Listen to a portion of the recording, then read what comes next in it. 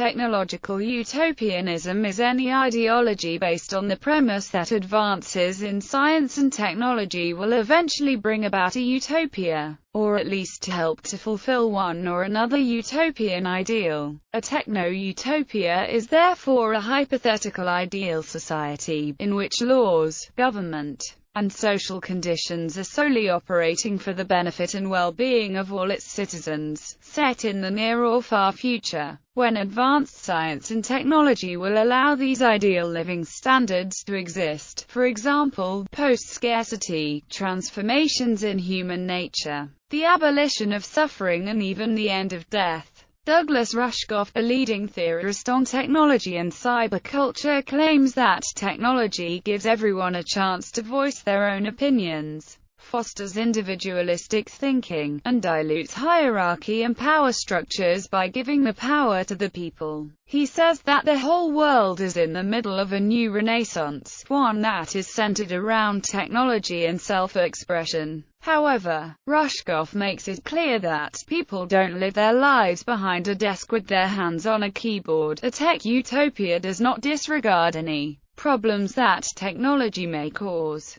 but strongly believes that technology allows mankind to make social, economic, political, and cultural advancements. Overall, technological utopianism views technology's impacts as extremely positive. In the late 20th and early 21st centuries, several ideologies and movements, such as the psychedelic counterculture, the Californian ideology, transhumanism, and singularitarianism, have emerged, promoting a form of techno-utopia as a reachable goal. Cultural critic Imre Simane argues technological utopianism is an irrational social narrative because there is no evidence to support it. He concludes that it shows the extent to which modern societies place faith in narratives of progress and technology overcoming things, despite all evidence to the contrary. History. Technological utopianism. From the 19th to mid-20th centuries, Karl Marx believed that science and democracy were the right and left hands of what he called the move from the realm of necessity to the realm of freedom. He argued that advances in science helped delegitimize the rule of kings and the power of the Christian Church. 19th-century liberals, socialists, and Republicans often embraced techno-utopianism. Radicals like Joseph Priestley pursued scientific investigation while advocating democracy. Robert Owen, Charles Fourier and Henry de Saint-Simon in the early 19th century inspired communists with their visions of the future scientific and technological evolution of humanity using reason. Radicals seized on Darwinian evolution to validate the idea of social progress.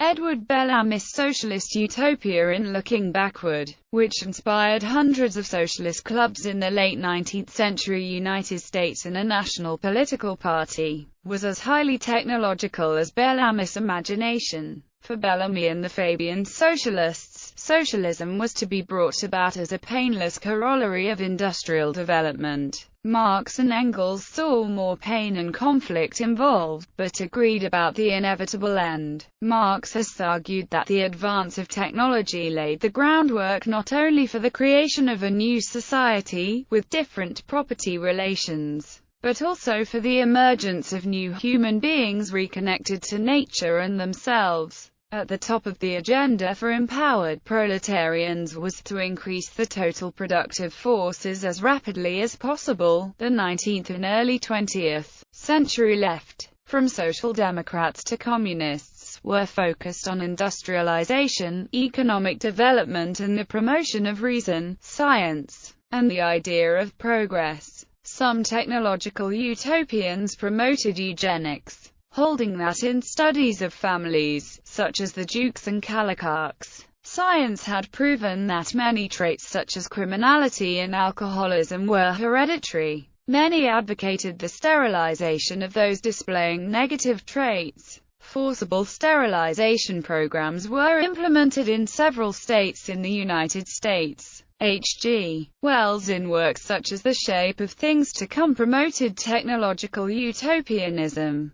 The horrors of the 20th century, communist and fascist dictatorships, world wars, caused many to abandon optimism. The Holocaust, as Theodor Adorno underlined, seemed to shatter the ideal of Condorcet and other thinkers of the Enlightenment, which commonly equated scientific progress with social progress. Technological utopianism. From late 20th and early 21st centuries, the Goliath of totalitarianism will be brought down by the David of the microchip. Ronald Reagan, The Guardian, 14 June 1989. A movement of techno-utopianism began to flourish again in the dot-com culture of the 1990s. Particularly in the west coast of the United States, especially based around Silicon Valley. The Californian ideology was a set of beliefs combining bohemian and anti-authoritarian attitudes from the counterculture of the 1960s with techno-utopianism and support for libertarian economic policies. It was reflected in, reported on, and even actively promoted in the pages of Wired magazine, which was founded in San Francisco in 1993 and served for a number of years as the Bible of its adherents.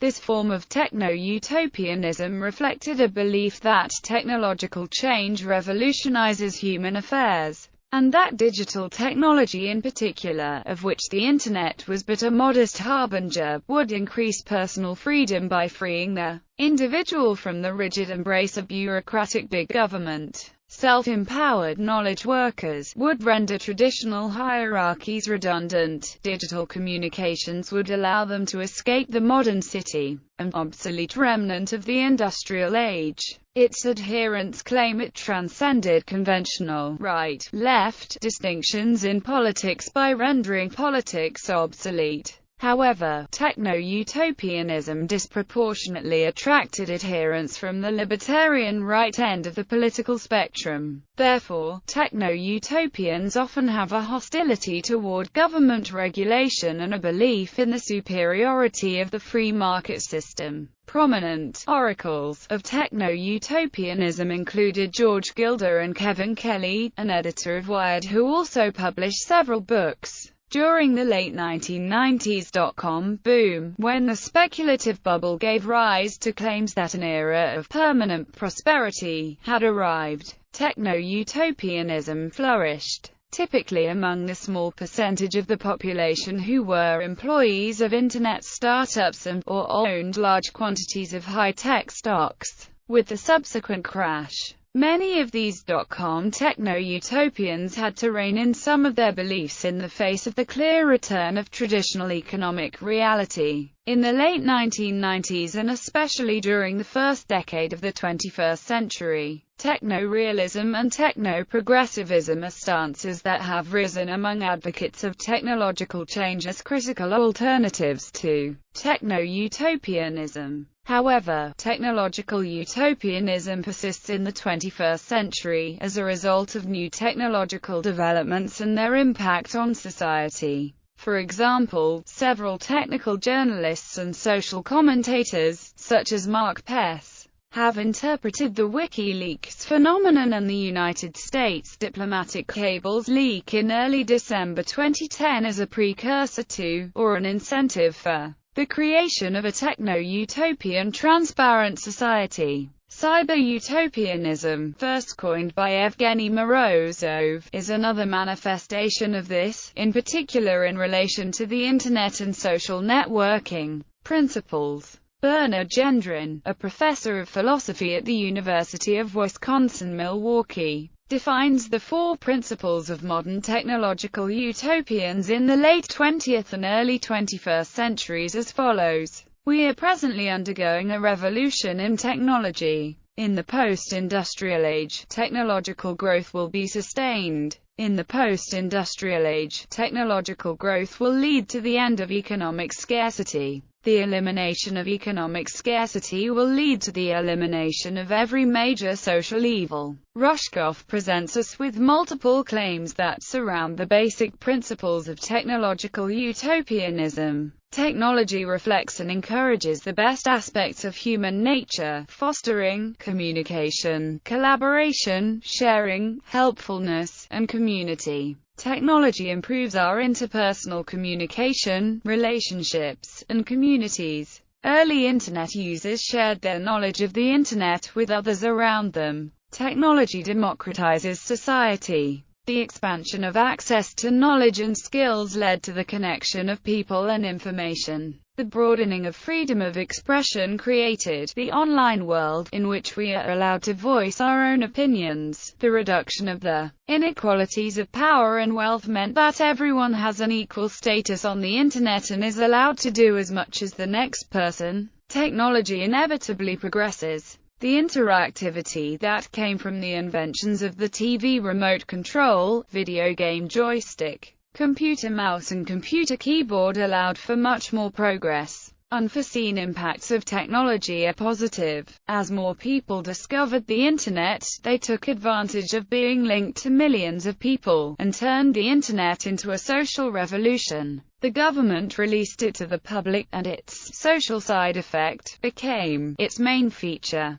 Technology increases efficiency and consumer choice. The creation of the TV remote, video game joystick, and computer mouse liberated these technologies and allowed users to manipulate and control them, giving them many more choices. New technology can solve the problems created by old technology. Social networks and blogs were created out of the collapse of .com bubble businesses' attempts to run pyramid schemes on users. Criticisms. Critics claim that techno-utopianism's identification of social progress with scientific progress is a form of positivism and scientism. Critics of modern libertarian techno-utopianism point out that it tends to focus on government interference while dismissing the positive effects of the regulation of business. They also point out that it has little to say about the environmental impact of technology and that its ideas have little relevance for much of the rest of the world that are still relatively quite poor. In his 2010 study System Failure, Oil, Futurity, and the Anticipation of Disaster, Canada research chairholder in cultural studies Imre Simane argues that technological utopianism is one of the social narratives that prevent people from acting on the knowledge they have concerning the effects of oil on the environment. In a controversial article, Techno-utopians are mugged by reality. Wall Street Journal explores the concept of the violation of free speech by shutting down social media to stop violence. As a result of British cities being looted consecutively, Prime British Minister David Cameron argued that the government should have the ability to shut down social media during crime sprees so that the situation could be contained. A poll was conducted to see if Twitter users would prefer to let the service be closed temporarily or keep it open so they can chat about the famous television show X Factor. The end report showed that every tweet opted for X Factor. The negative social effects of technological utopia is that society is so addicted to technology that we simply can't be parted even for the greater good. While many techno-utopians would like to believe that digital technology is for the greater good, it can also be used negatively to bring harm to the public. Other critics of a techno-utopia include the worry of the human element. Critics suggest that a techno-utopia may lessen human contact, leading to a distant society. Another concern is the amount of reliance society may place on their technologies in these techno-utopia settings. These criticisms are sometimes referred to as a technological anti-utopian view or a techno-dystopia. Even today, the negative social effects of a technological utopia can be seen. Mediated communication such as phone calls, instant messaging and text messaging are steps towards a utopian world in which one can easily contact another regardless of time or location. However, mediated communication removes many aspects that are helpful in transferring messages. As it stands today, most text, email, and instant messages offer fewer nonverbal cues about the speaker's feelings than do face-to-face encounters. This makes it so that mediated communication can easily be misconstrued and the intended message is not properly conveyed.